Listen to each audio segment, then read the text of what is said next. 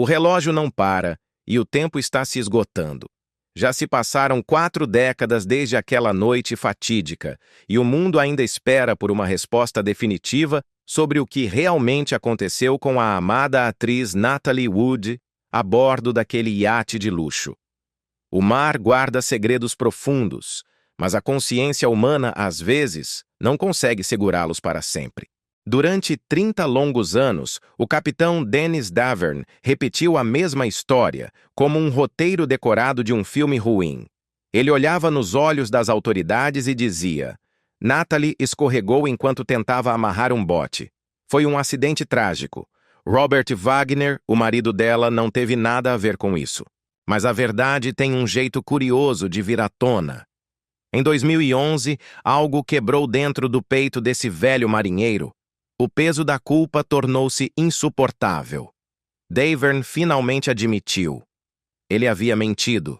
Numa reviravolta dramática, o capitão revelou um cenário muito mais sombrio. Ele contou que ouviu brigas violentas. Ele descreveu o momento terrível em que Wagner, consumido pela raiva, estraçalhou uma garrafa de vinho e, o mais assustador, recusou-se a chamar por socorro quando Natalie desapareceu. Eu não acho que ela estava morta quando caiu na água, disse Davern com a voz carregada de arrependimento. Ela estava inconsciente. Disseram que não havia água nos pulmões dela. Isso muda tudo. O capitão confessou que viu a estrela de Hollywood desaparecer na escuridão. E não fez nada. Por quê? Porque ele estava apavorado. Hoje, os investigadores olham para ele e veem credibilidade, reabrindo um caso que parecia encerrado. Mas a pergunta que ecoa nos corredores da justiça e na mente dos fãs permanece simples e dolorosa. O que realmente aconteceu naquelas horas finais? E por que ele protegeu Wagner por tanto tempo? Para entender essa tragédia, precisamos olhar para a alma de Natalie Wood. Quando ela pisou no convés do iate Splendor, ela já carregava um peso no coração. É uma ironia cruel do destino. Mas Natalie tinha um pavor antigo de águas escuras. Desde menina, ela nunca escondeu isso. Ela não sabia nadar bem e frequentemente dizia o quanto o oceano a deixava inquieta, ansiosa. Ainda assim, por amor ou por dever, no dia 27 de novembro de 1981, véspera do Dia de Ação de Graças, ela embarcou naquela viagem de fim de semana para a ilha de Catalina. Era para ser uma pausa simples da loucura de Hollywood. A bordo estavam seu marido, o astro de TV Robert Wagner, o talentoso ator Christopher Walken e o capitão Davern. No início, o sol brilhava e tudo parecia calmo. Mas, conforme a noite avançava, a atmosfera mudou. O ar ficou pesado. No dia 28 de novembro, após horas de bebedeira e uma tensão crescente que podia ser cortada com uma faca, Natalie desapareceu. O corpo da atriz foi encontrado na manhã seguinte, 29 de novembro, flutuando solitário a cerca de 1 milha do barco. O relatório oficial dizia apenas uma palavra: afogamento.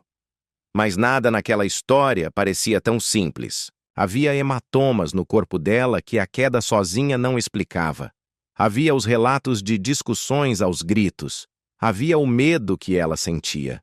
E houve o silêncio estranho que se seguiu. O casamento de Natalie e Wagner sempre foi uma mistura de calor humano e tempestades violentas. Eles eram o casal de ouro, amados pelo público.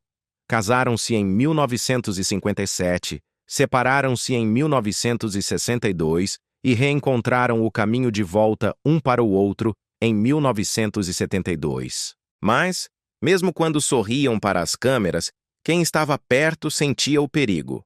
O amor deles era real, mas o ciúme também era. E o ciúme é um veneno lento. Wagner sofria sempre que Natalie trabalhava muito perto de outros atores, e os amigos sussurravam que eles viviam no limite. Naquela viagem, velhas feridas se abriram. A presença de Christopher Walken foi a faísca no barril de pólvora. Ele havia acabado de ganhar um Oscar por O Franco Atirador, The Deer Hunter, e sua carreira estava decolando.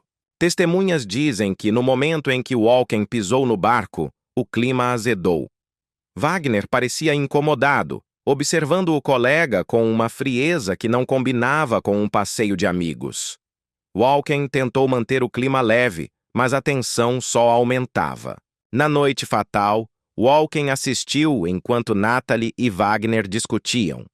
Mais tarde, ele admitiu que se sentiu extremamente desconfortável e preferiu ficar de fora, recuando para as sombras enquanto a tempestade doméstica desabava. A presença dele tornou-se uma das pontas soltas que os investigadores tentaram puxar por anos, e lá estava o capitão Davern, assistindo a tudo silenciosamente pelas bordas. Ele conhecia o casal melhor do que ninguém. Ele sabia dos dias bons e dos dias ruins. Inicialmente, ele seguiu a versão de Wagner. Mas o tempo corrói a lealdade baseada no medo. Em 2009, ele ajudou a escrever o livro Goodbye Natalie, Goodbye Splendor. Nas páginas daquela obra, ele gritou ao mundo que havia mentido. Ele afirmou ter visto Wagner e Natalie brigando na popa do barco pouco antes de ela sumir. Ele disse acreditar com todas as letras que Wagner estava envolvido. Foi essa mudança de coração que forçou a reabertura do caso. Graças a ele, o que era um acidente infeliz tornou-se algo muito mais perturbador. O problema central dessa tragédia é que não existem duas pessoas que descrevam a mesma noite da mesma maneira. É como um quebra-cabeça onde as peças não se encaixam. Wagner tem a sua verdade. Walken tem a dele. Davern mudou a dele com o passar dos anos. Até mesmo pessoas em barcos vizinhos descreveram cenas diferentes, ouvidas através da neblina e da água. Mas quase todos concordam em um ponto. Ouviram vozes alteradas e sentiram que algo estava errado. Alguns disseram que a voz de Wagner soava furiosa, cheia de ira. Outros disseram que ouviram a voz de Natalie e ela parecia aterrorizada. 40 anos depois, o mar de Catalina continua batendo nas rochas, indiferente. Mas a memória de Natalie Wood e o mistério de seus momentos finais recusam-se a ser levados pela maré. A justiça ainda busca uma resposta para a pergunta que não quer calar. Foi um acidente trágico ou um crime perfeito escondido pela fama? Os mortos não contam histórias, mas seus corpos sim. E o corpo de Natalie Wood contava uma história que não combinava com um simples e silencioso escorregão para a morte. O legista encontrou hematomas nos braços e pernas da atriz. Marcas roxas que sugeriam luta, colisão ou agressão, e não apenas uma queda acidental na água fria. Essas marcas físicas, somadas às novas testemunhas que surgiram das sombras em 2011, forçaram a mão da justiça. Pessoas que nunca esqueceram aquela noite falaram sobre uma briga violenta na parte de trás do barco e, pior ainda, gritos de socorro que assombraram suas memórias por décadas. Diante dessas evidências, os investigadores tomaram uma decisão histórica. Alteraram a certidão de óbito de Natalie. A causa da morte deixou de ser apenas afogamento acidental para se tornar afogamento e outros fatores indeterminados. Essa pequena mudança nas palavras abriu um abismo de dúvidas. Cada passo que a polícia dava revelava mais confusão, e a verdade parecia escorregar como areia entre os dedos. Para entender a explosão, precisamos olhar para o pavio. Antes da tragédia se desenrolar na escuridão do mar, os três atores, Wood, Wagner e Walken, desembarcaram na cidade de Avalon no dia 28 de novembro. Testemunhas em restaurantes e bares locais observaram a atmosfera mudar drasticamente. Conforme as bebidas chegavam à mesa, o humor azedava. O capitão Davern contaria mais tarde que Robert Wagner parecia visivelmente irritado, inquieto. O ciúme que ele sentia da amizade entre Natalie e Christopher Walken não estava mais escondido, estava crescendo a cada minuto, visível para quem quisesse ver. Os funcionários que serviam à mesa sentiam a tensão no ar. A curta caminhada de volta ao iate Splendor carregava esse peso. Aquilo não parecia mais um feriado relaxante de ação de graças. Parecia uma bomba relógio esperando o segundo final para explodir. Segundo Davern, o ciúme de Wagner não cozinhou em fogo baixo. Ele ferveu. O fim de semana já estava cheio de pequenas faíscas, mas depois da bebedeira pesada, essas faíscas viraram chamas. A proximidade de Walken com Natalie, especialmente por causa do trabalho conjunto no filme Projeto Brainstorm, empurrou Wagner para um abismo de frustração. Davern descreveu momentos em que o ar no barco parecia esticado demais, como se todos estivessem pisando em ovos, contornando algo que poderia quebrar a qualquer segundo. E então quebrou, literalmente. Davern relatou que Wagner, num acesso de fúria, agarrou uma garrafa de vinho e a estraçalhou contra a mesa, gritando uma pergunta que queimava de ciúmes. O capitão lembra do choque no rosto de todos. Aquele foi o momento que partiu a noite ao meio. Investigadores confirmaram mais tarde que esse incidente foi descrito por várias pessoas, tornando-se uma peça-chave para entender a violência daquela noite. Esse é o tipo de cena que fica gravada na mente para sempre. Anos depois, em suas memórias, Wagner tentou suavizar a história. Ele escreveu que quebrou a garrafa durante uma discussão acalorada sobre carreiras e política, não por ciúmes românticos. Ele alegou que Natalie nem estava na sala naquele momento. A versão dele era mais suave, mais calma, mais controlada, uma cena de filme bem dirigido. Mas ela não batia com o que Davern lembrava, e certamente não batia com o tom de perigo descrito por outros. A narrativa polida de Wagner apenas levantou mais suspeitas quando comparada à tensão crua que as testemunhas sentiram. Eventualmente, novas vozes surgiram para apoiar a versão sombria do capitão. Pessoas falaram sobre sons de coisas quebrando e vozes alteradas tarde da noite. Viram Wagner e Wood discutindo ferozmente na popa do barco. Essas histórias alinhavam-se com a de Davern e contradiziam o conto limpo de Wagner. A investigação mudou de rumo novamente, apontando o dedo de volta para o marido. Após a garrafa estilhaçar, Natalie fugiu para seu quarto, tomada pela raiva e pelo medo. Mas a discussão entre os homens continuou. O capitão Davern ficou na cabine de comando, tentando desesperadamente ignorar o que ouvia. A energia no iate era pesada, opressora. Horas depois, Natalie estaria morta. Davern disse que a briga se moveu para a parte de trás do barco, rápida e furiosa. Foi tão alto e assustador que ele fez algo que se arrependeria para sempre. Aumentou o volume da música para abafar os sons da briga. Ele disse que objetos pareciam estar sendo arremessados. Ele admitiu que estava com medo. Ele não interveio, porque não sabia o que aconteceria se metesse no meio daquela tempestade doméstica. Anos mais tarde, o departamento do xerife liberou depoimentos de pessoas que estavam em barcos próximos. Elas descreveram gritos e barulhos de batidas vindos do quarto do casal. Depois, descreveram um homem e uma mulher discutindo no convés externo. Acredita-se que essas vozes eram de Wagner e Wood. A linha do tempo oferecida por essas testemunhas destruiu a ideia de uma noite tranquila. Wagner continuou insistindo que tudo estava em paz. Sua explicação era que Natalie devia ter ido amarrar o bote salva-vidas que estava batendo no casco, escorregado e caído. Mas quem conhecia Natalie sabia de uma verdade inegável. Ela tinha pavor de água escura. A ideia de que ela, sozinha, vestindo uma camisola pesada e meias, iria voluntariamente para a beira do barco no meio da noite para mexer num bote, parecia absurda. Davern insistiu que o bote estava seguro e que ela jamais chegaria perto dele por vontade própria. Outros velejadores na baía quebraram o silêncio final. Eles alegaram ter ouvido uma mulher gritando pela própria vida. Ouviram uma discussão que soava violenta e urgente. Uma mulher disse ter visto vultos lutando na parte de trás do barco. Aqueles gritos pintavam um quadro muito diferente daquele que Wagner vendeu ao mundo. Os investigadores acreditaram nessas testemunhas auditivas.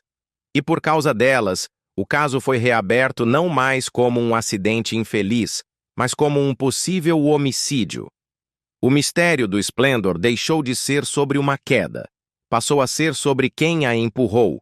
Em dezembro de 2024, Quando todos pensavam que o caso já havia esgotado suas surpresas, um homem surgiu das sombras do passado para quebrar um silêncio de mais de 40 anos. Em novembro de 1981, ele era apenas um garoto de 17 anos, trabalhando como ajudante de convés, deckhand, nas proximidades do iate Splendor.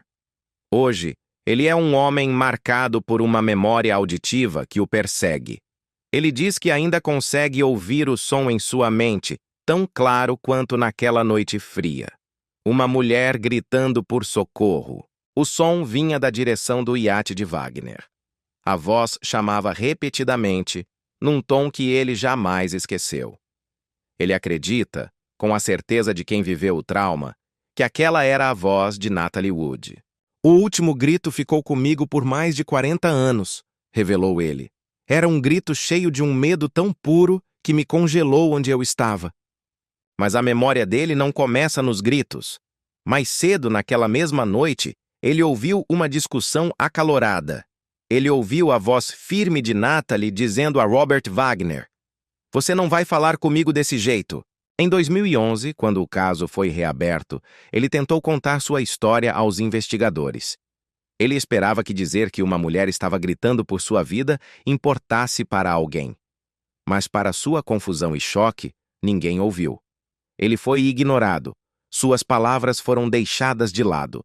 Ele saiu da delegacia confuso, perguntando-se por que a polícia não estava interessada na verdade. Agora, sentindo que o tempo está se esgotando, ele exige que um grande júri o ouça enquanto ele ainda está vivo. Ele acredita que houve crime, que houve jogo sujo e que a verdade foi varrida para baixo do tapete. Ele está cansado de ver os anos passarem sem respostas reais para Natalie. A história desse ajudante de convés não está sozinha no vazio. Ela se entrelaça perfeitamente com outra voz que tem se mantido firme por décadas. A de Marilyn Wayne. Naquela noite fatídica, Marilyn dormia no veleiro Capricorn, que estava ancorado a apenas 25 ou 27 metros do Splendor. Uma distância curta demais para não ouvir o horror. Por volta das 11 horas da noite, ela acordou sobressaltada. O motivo? O som de uma mulher chorando e gritando por ajuda. O namorado dela acordou. O filho pequeno dela também ouviu a mesma voz desesperada. Marilyn olhou para o relógio digital do filho. Passava pouco das 11 horas. A água lá fora era escura como piche e gelada, e pular para um resgate parecia impossível naquelas condições. Ela só pôde ficar ali, impotente, ouvindo a voz continuar a chorar na escuridão perto do Splendor. A memória dela destrói qualquer imagem de um acidente silencioso. Mas o que aconteceu depois é ainda mais sinistro. Dias após a morte de Natalie, Marilyn recebeu um aviso arrepiante. Uma mensagem clara dizia que, se ela prezasse pela própria vida, deveria ficar calada. Marilyn trabalhava em uma corretora de valores que cuidava dos negócios de Robert Wagner. A ameaça chegou rápido. Apesar do medo, ela tentou contar aos investigadores o que ouviu. Mais uma vez, a polícia mostrou um desinteresse chocante. Mas Marilyn decidiu não ser mais uma cúmplice do silêncio. Ela não planeja ficar quieta, pois acredita que esconder a verdade apenas protege os culpados. As histórias do ajudante de convés e de Marilyn Wayne movem-se juntas, como peças de um mesmo quebra-cabeça, embora tenham sido contadas com décadas de diferença. Ambos descrevem uma mulher na água pedindo socorro. Ambos descrevem gritos repetidos pela vida. Ambos apontam para o Splendor como a origem. Essas memórias compartilhadas não combinam com a ideia de uma mulher escorregando silenciosamente de um barco e desaparecendo sem um som. A consistência entre eles adiciona um peso insuportável a cada pergunta sem resposta. Até mesmo os investigadores atuais admitiram que essas novas testemunhas parecem críveis e corroboram o que o capitão Dennis Davern já havia confessado. Quando a primeira luz da manhã de 29 de novembro de 1981 tocou o mar, a esperança acabou. Um helicóptero da guarda costeira avistou o corpo de Natalie flutuando de bruços, a cerca de 1 milha do barco. A imagem era desoladora. Ela vestia uma camisola de flanela, meias de lã e uma jaqueta vermelha de penas, a famosa jaqueta que se tornaria símbolo da tragédia. O bote inflável que ela supostamente usou, batizado de Prince Valiant, foi encontrado mais tarde em uma costa próxima. Aqui, o mistério se aprofunda. O bote não tinha danos. Não havia sinais de luta na embarcação. O motor estava desligado em ponto morto e com os remos amarrados. Por que Natalie, que tinha pavor de águas profundas e não sabia nadar bem, entraria num bote sem colete salva-vidas e sem ligar o motor? O nível de álcool no sangue dela estava acima do limite legal, o que poderia explicar a desorientação, mas não explica o resto. A autópsia original carimbou o caso como afogamento acidental, mas os médicos legistas deixaram pistas inquietantes no papel, pistas que gritavam por atenção. Havia hematomas, muitos deles. Marcas roxas cobriam os braços e as pernas da atriz. Um hematoma específico se estendia por 10 centímetros em seu antebraço direito. Outros marcavam sua coxa esquerda. Havia arranhões em suas pernas e em seu rosto delicado. O relatório original tentou explicar essas marcas como ferimentos causados enquanto ela tentava subir no bote ou batia contra o casco do iate. Mas ninguém podia provar como eles se formaram, ou, mais importante, quando eles apareceram. Ninguém preservou as unhas dela para testes de DNA, então nunca saberemos se ela tentou arranhar alguém para se defender. Essas marcas trouxeram uma dúvida que nunca desapareceu. Anos se passaram e a dúvida virou suspeita. Em julho de 2012, o escritório do legista fez o impensável. Mudou oficialmente a causa da morte. Deixou de ser um simples acidente. O documento agora lê: afogamento e outros fatores indeterminados. A declaração foi clara. A maneira como ela entrou na água não era explicável.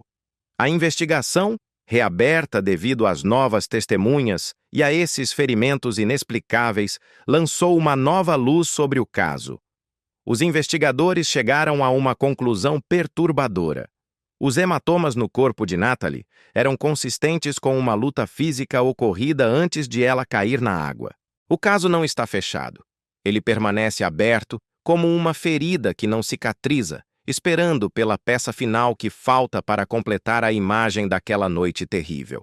As marcas no corpo de Natalie não eram apenas hematomas.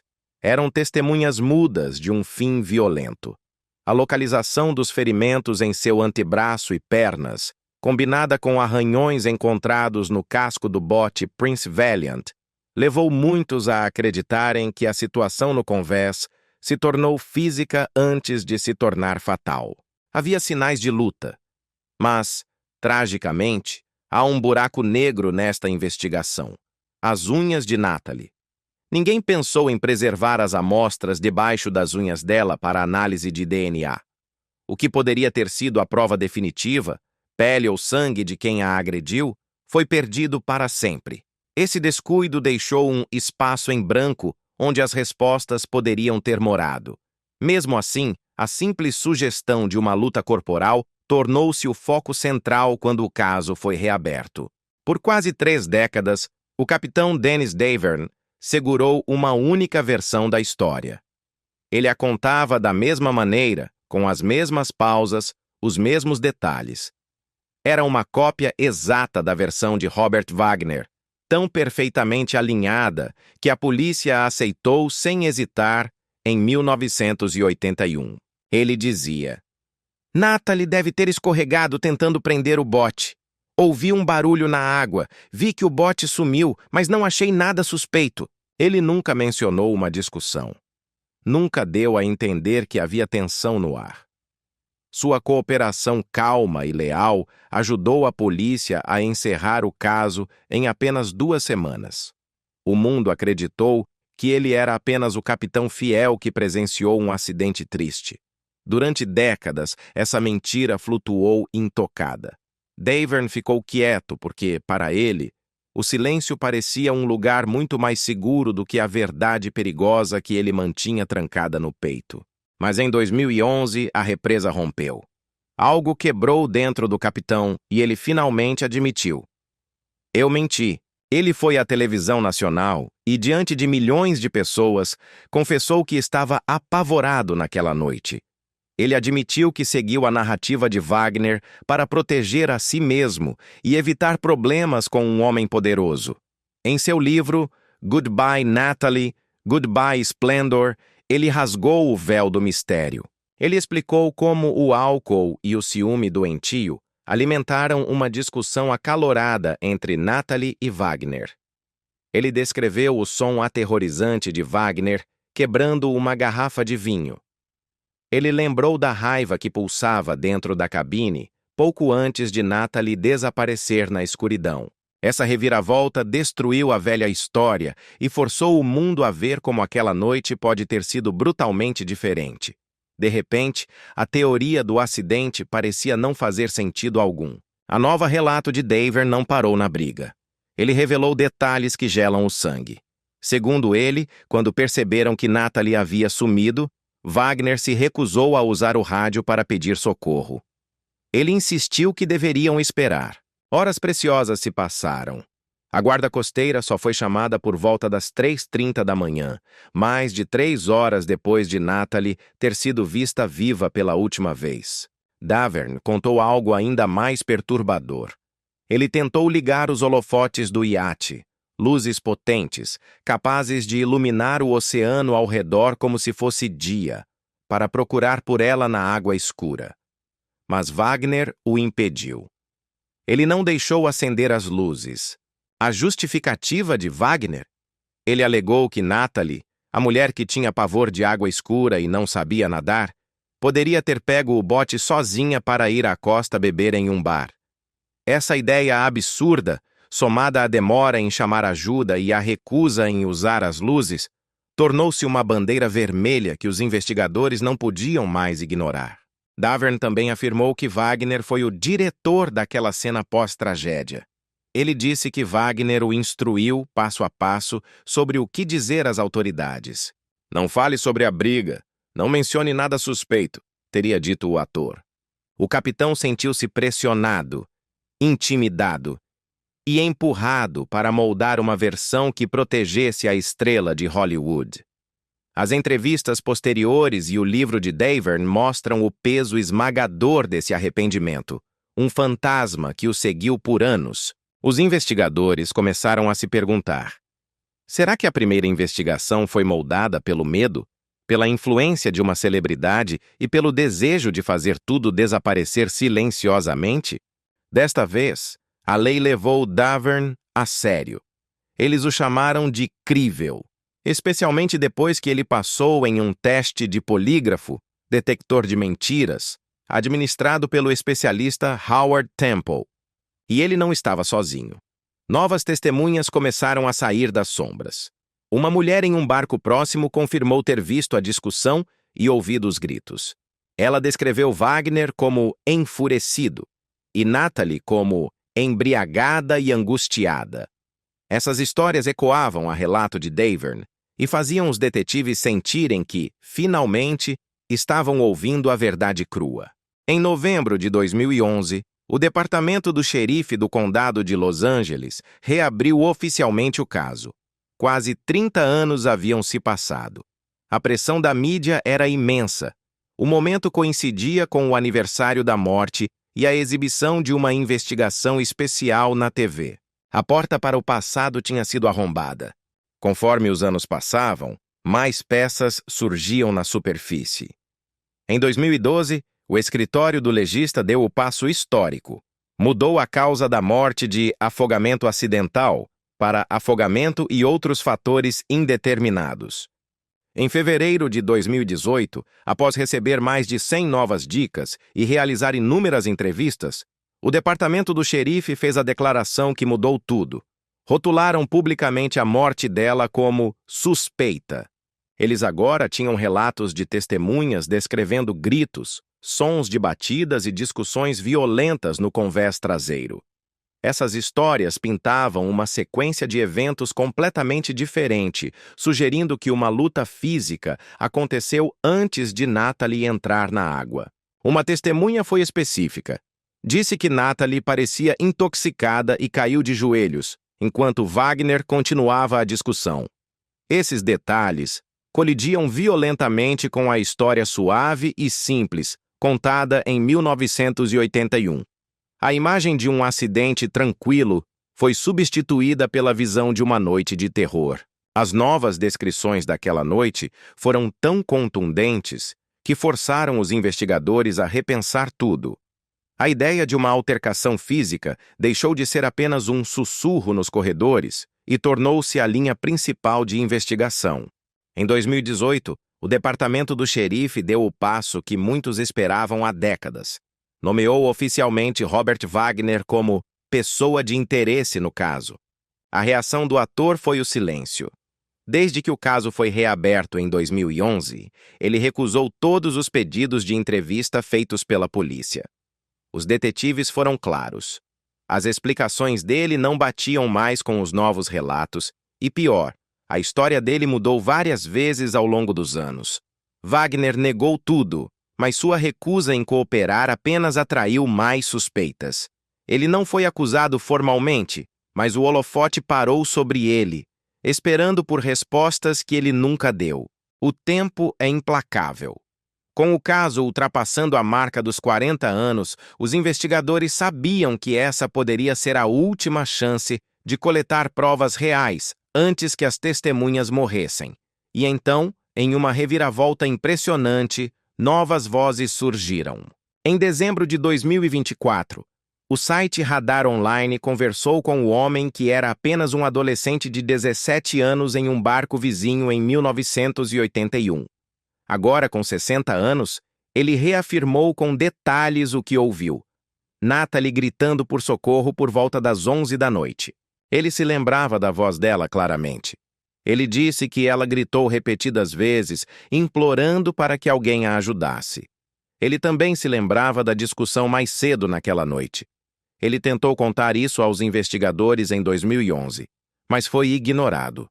Agora, após décadas de silêncio forçado, ele queria depor sob juramento. Suas palavras trouxeram de volta uma voz que estava perdida no mar há mais de 40 anos. Marty Rulli, autora do livro explosivo Goodbye Natalie, Goodbye Splendor, preparou uma nova obra intitulada Natalie Wood and the Devil She Knew, Natalie Wood e o Diabo que ela conhecia. Ela planejou incluir a história completa dessa nova testemunha auditiva. Rulli argumentou ferozmente que a polícia descartou depoimentos vitais e ignorou um padrão de abuso. Ela apontou para uma mulher, agora em seus 80 anos e à beira da morte, que trabalhou com Natalie no passado. Essa mulher afirmou ter visto Wagner agredir fisicamente Natalie em um camarim, décadas antes da morte dela. Rulli acreditava que o caso foi mal conduzido desde o início, e ela não estava sozinha. Em 2024, mais duas testemunhas aumentaram a pressão. Uma disse ter ouvido gritos e sons de coisas quebrando na cabine do casal, seguidos de uma briga na parte de trás do barco. 2. Outra disse que morou ao lado do casal nos anos 1950 e lembrou-se de Natalie implorando por abrigo porque Wagner havia ameaçado matá-la. Esses relatos alinhavam-se assustadoramente com os hematomas encontrados no corpo de Natalie. Marcas que apontavam para uma luta, não para um acidente. Em outubro de 2025, o advogado Samuel Perrone lançou uma bomba legal. Ele protocolou uma petição formal exigindo um novo inquérito. Perrone usou tudo: a nova testemunha auditiva, os depoimentos adicionais, os hematomas inexplicáveis e as contradições gritantes. Ele argumentou que o caso merecia uma revisão independente e fresca. Ele foi além, questionando até mesmo se o álibi de Christopher Walken era confiável. Mas o ponto mais polêmico levantado por Perrone foi sobre a interferência em 1981. Ele mencionou a conexão de Robert Wagner com Frank Sinatra. A teoria é que a influência poderosa de Sinatra sobre o escritório do xerife na época pode ter ajudado a abafar o caso e a garantir que tudo fosse tratado como um acidente rapidamente. A petição de Perrone desenhou um mapa claro para reabrir completamente as feridas do passado. Ainda hoje, as teorias circulam à noite como neblina. A teoria do acidente. A versão original diz que Natalie escorregou ao tentar prender o bote que batia no casco, bateu a cabeça e caiu. Sua jaqueta pesada a puxou para baixo e a água fria fez o resto. Essa versão se encaixa em alguns ferimentos e na decisão inicial da polícia. Wagner sugeriu depois que ela pode ter ido amarrar o bote após ouvir o barulho. A teoria sombria. Mas as testemunhas pintam outro quadro. Elas dizem que o ciúme e o álcool desempenharam um papel muito mais sinistro. Houve uma briga entre Wagner e Christopher Walken. Wagner estava consumido pelo ciúme da conexão entre sua esposa e Walken durante as filmagens de Projeto Brainstorm. O capitão Davern viu Wagner quebrar a garrafa de vinho e gritar com Walken: "O que você está tentando fazer com a minha mulher?" A discussão ficou alta. Davern sentiu-se tão desconfortável que se afastou. Os relatórios de toxicologia mostraram que Natalie tinha um nível de álcool de 0,12%. Wagner também estava bebendo. O relatório psicológico sugeriu que ciúme, fúria e álcool podem ter se misturado em algo destrutivo. No final, o que resta é o som das ondas e a memória de uma mulher amada que encontrou seu fim cedo demais. A justiça pode ter demorado 40 anos, mas a verdade, como um corpo submerso, sempre encontra um jeito de vir à tona. Um jeito de vir à tona. Um jeito de vir à tona. Um jeito de vir à tona. Um jeito de